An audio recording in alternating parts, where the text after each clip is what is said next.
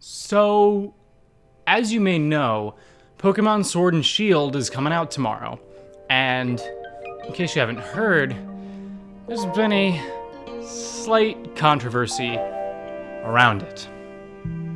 Welcome to Pokemon 2020, everybody.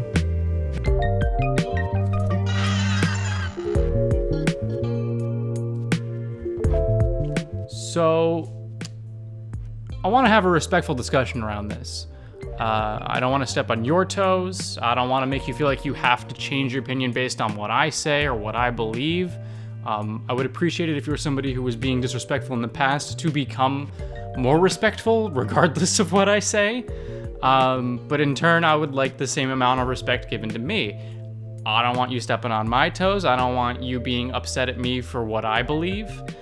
We can agree to disagree and we can have different opinions. Now I want to have a conversation about the differences in those opinions and why they exist, but I'm not going to tolerate any disrespect on this video. I prefer a very, very kind community, even if they disagree.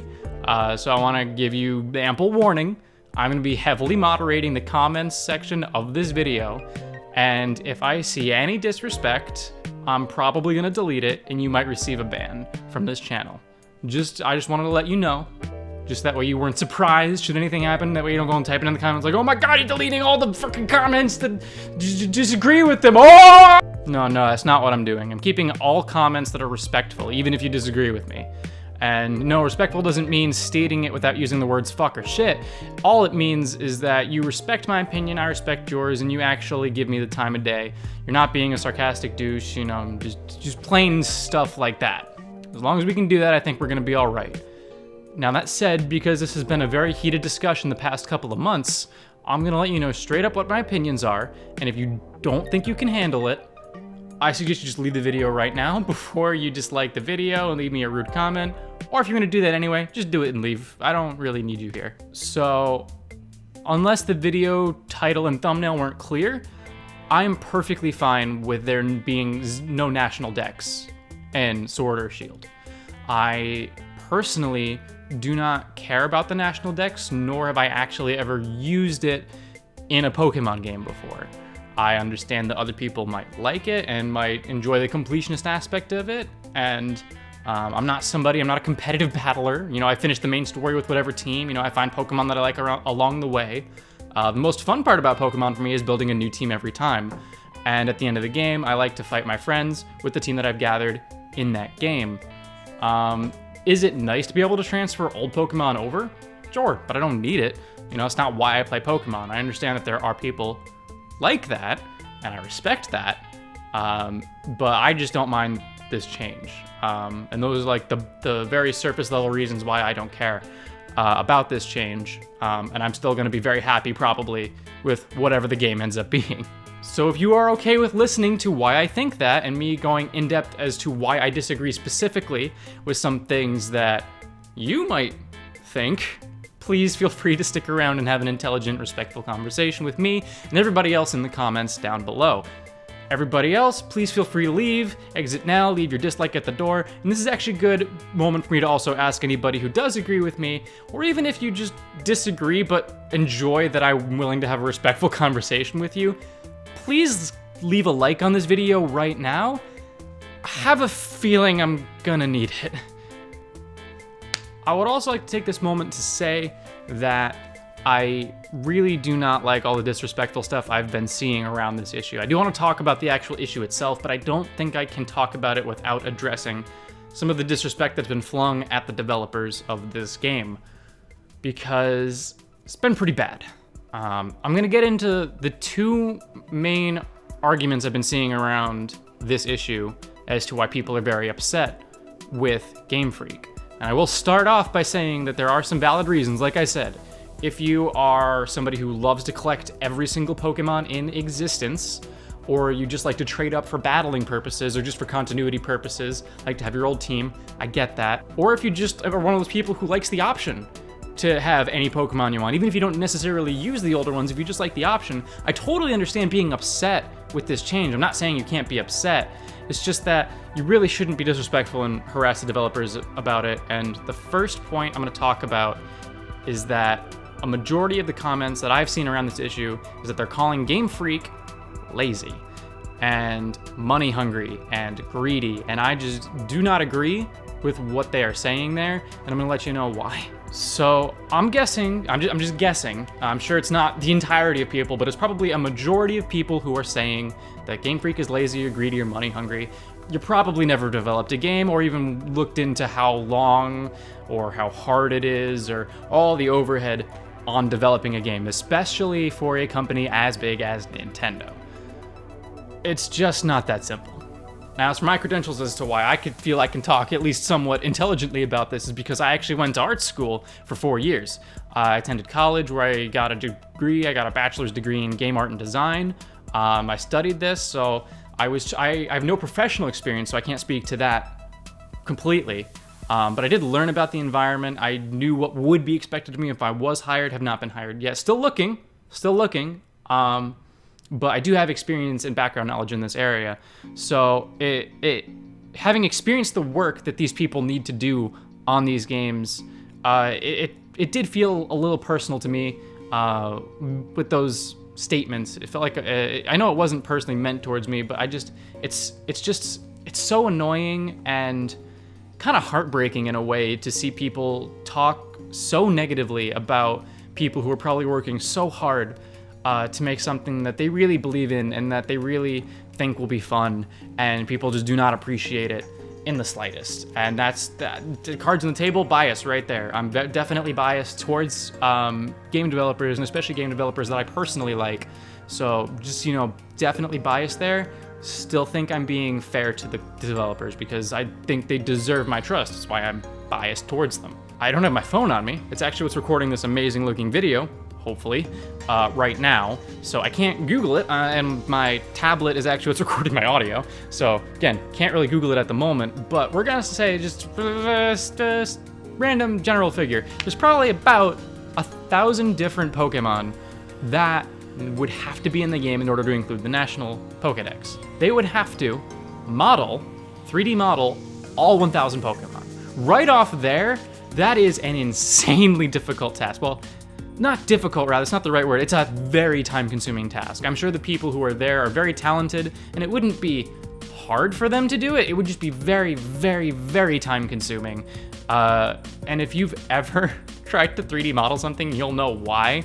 I feel like everybody making this argument just has straight up never tried to even make anything close to a 3D model. If you do sculpt or if you do make 3D models and you really still think that it's lazy, I mean, I don't know what to tell you. I just feel different. I'm not the best at 3D modeling. I can do hard surface, but organic just really eludes me. So just knowing that, that's very hard in and of itself. At least 1,000 character models, just done right there. Beyond those character models, you have to rig them. So it's essentially making a skeleton of bones. Essentially, you bone the 3D model. It's literally creating a skeleton from which the animators can animate every Pokemon. And if you think rigging is easy, you just straight up never tried rigging. Even people who rig for a living say that it's so annoying and so hard. I don't know how you guys do your jobs. Thank you so much. It is so important, and I don't think anybody else really wants to do it, so we appreciate you. Beyond that, you gotta texture them. You then have to pass them off to be animated. You have to create very specific animations for each Pokemon, so just saying, even if it's just 3 animations per Pokemon, which it's probably more than that, it's probably at least 5 or 6 animations per Pokemon, multiply that number by 1,000. That's how many animations you need. So anywhere between 3,000 and 6,000 animations. That is an insane number.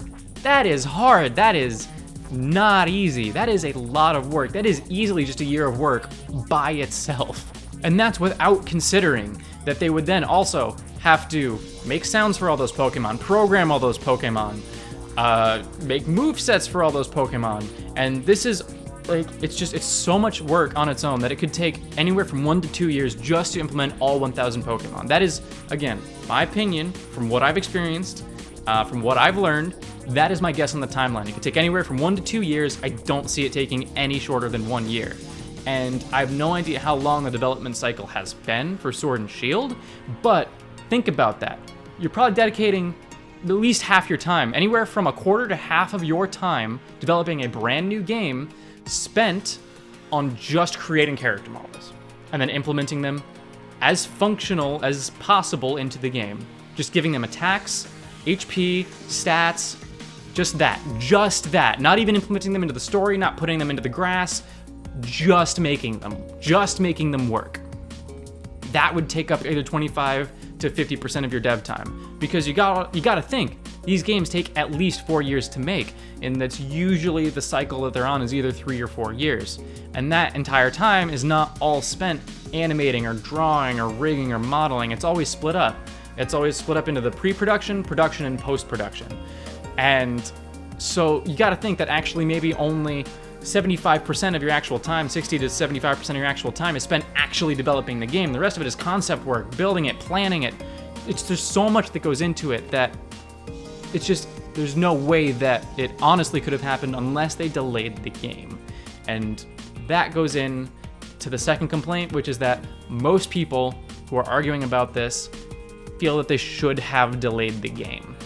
And that is one of the main arguments as to why they're saying it's lazy and that they're greedy, is that they could have just delayed the game. And I'm sure you could flash up the Miyamoto quote right now where it says, a delayed game is always good, but a rushed game is forever bad. And it's funny because some of my professors in art school did bring that quote up.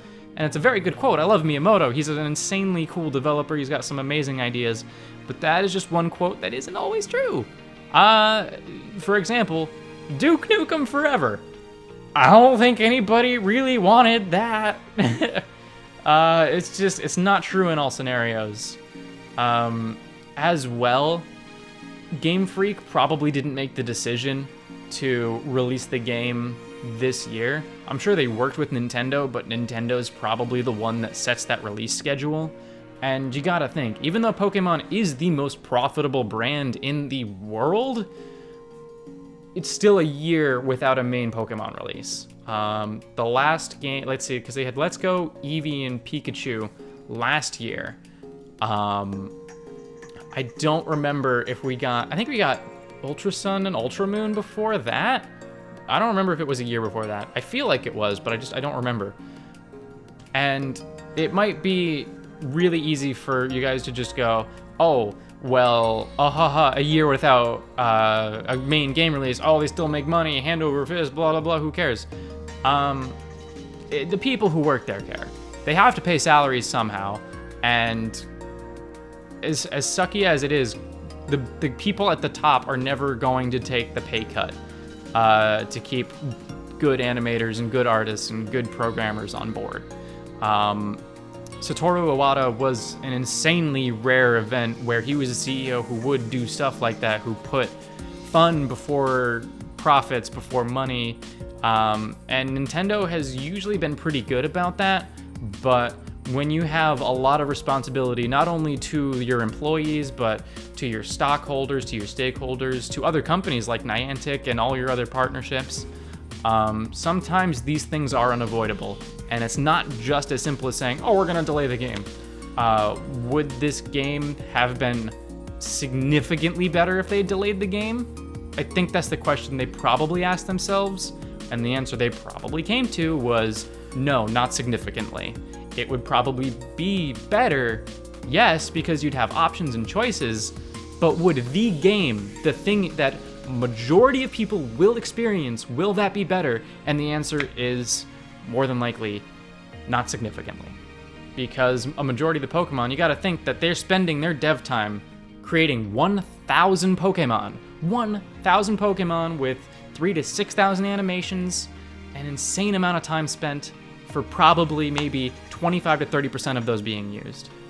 Tell me that doesn't sound like a waste of time. And again, you don't have to change your opinions on anything. You can still be upset that they're not in there, and you can still say, well, I still wish that they were, that they'd do this. And that's fine. You're still allowed to be upset. I just want you to understand why these choices were made. That way you stop being disrespectful. And if you still want to be disrespectful after this, then I have no respect for you. And I just, why are you still here then if you just were that close-minded anyway? I don't know. I'm not here to judge you. Just do what you want. I have no control over you. This is just how I feel. I don't. Oh, and another side note right here. I did see a couple of people. I don't know how many people still believe this because I'm pretty sure it's not really circulating anymore. But some people at some point were thinking that the National Dex was just gone forever, never coming back, and that goes in. It flies in the direct face of a quote from the series director saying that just because you don't see a Pokemon that you like in Sword and Shield, that does not mean that it's never going to be in a future game. So they're leaving the door open to not only put back in your favorite Pokemon, but probably bring back the National Dex at some point. I mean, honestly, think about it. They have another 3-year, 4-year dev cycle coming up for a brand new game. We'll probably see a spin-off or some kind of sequel in 2 years to Sword and Shield. Who knows? Maybe a Paladin will come out. Who knows? I don't know what the third game would be for Sword and Shield. But they got another dev cycle coming up. And it's possible that if they modeled maybe 500 of the Pokemon, if they're going to be 500 Pokemon in this game, who knows? It might be 500 in the next game. So, I mean, who knows? Within the next 2 new cycles, you might actually see the National Dex come back. You just got to be patient. And to everybody who's still kind of upset, I do want to try to change your opinion a little bit. And I want to thank you if you have stayed with me at this point and you have kept an open mind and you've listened to what I have to say and you are either thinking about commenting something respectful or you're at least saying, okay, I see where you're coming from.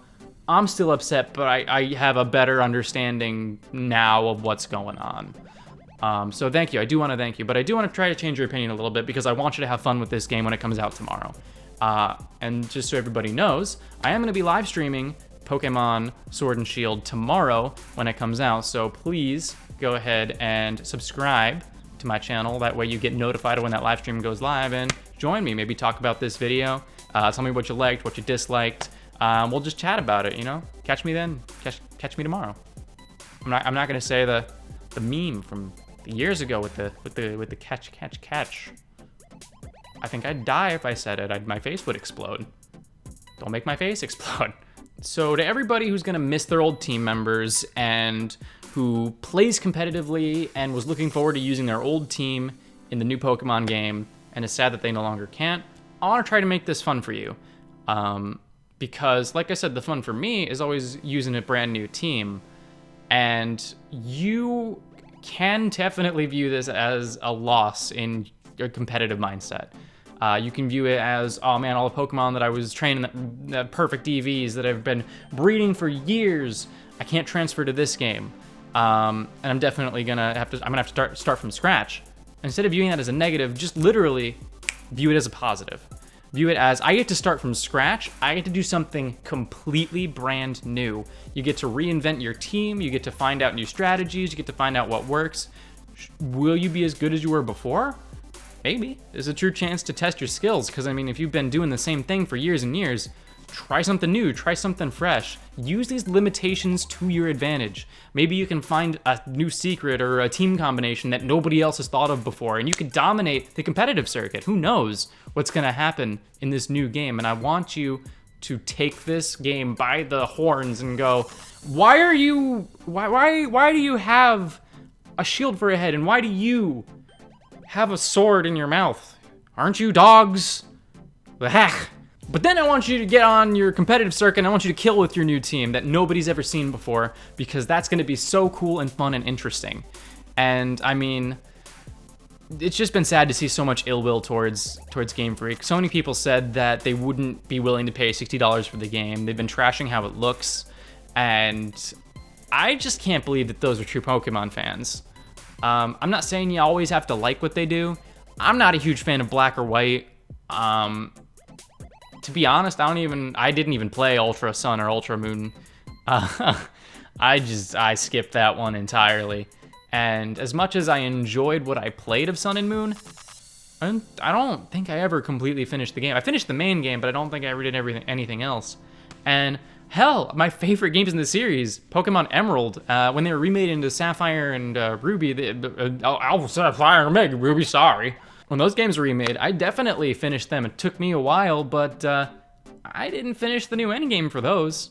And they're Pokemon designs that I've had opinions about through the years that I didn't like, and there are decisions that were made that I didn't like. And it's just, I'm not always 100% into whatever the Pokemon team ends up putting out, but I don't think I've ever hated them.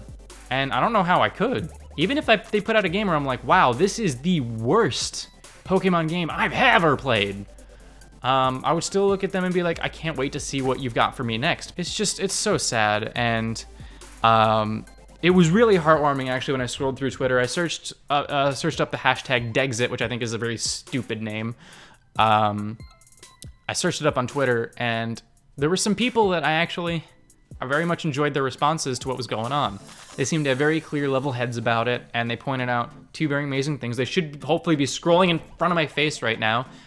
If they're not, or if you can't read them for whatever reason, I'll go ahead and link them down in the description of the video so that we can go ahead and read those Twitter threads. Please be kind to them. Oh God, I hope I'm not sending any hate over their way. But I thought they were very respectful. I thought they were insightful, and there are two pieces, I guess, or two takes on what's going on that I hadn't thought about. And I very much thought it was refreshing. I thought it was very refreshing what they had to say. And it made me hopeful that maybe not as many people as I think will actually either dislike this video or not get Pokemon Sword and Shield, because I want as many people to play with as possible, and I want people to watch that live stream tomorrow and help me name some Pokemon, because I'm going to need those nicknames. You gotta get those nicknames warm, start writing them down, because we doing it tomorrow. We doing it. Thank you so much for watching. If you are one of the people who was very respectful and open-minded and watched throughout this video and didn't get super heated at all, again, very much appreciate you. You are why I do this, and hopefully I'll continue being on YouTube. We'll see with all the new regulations and restrictions we got going on, but I don't know. We'll see. If you could leave me a comment down below, whether you enjoyed this video or not, what your personal thoughts on it are. I'll try to have a conversation with you respectfully.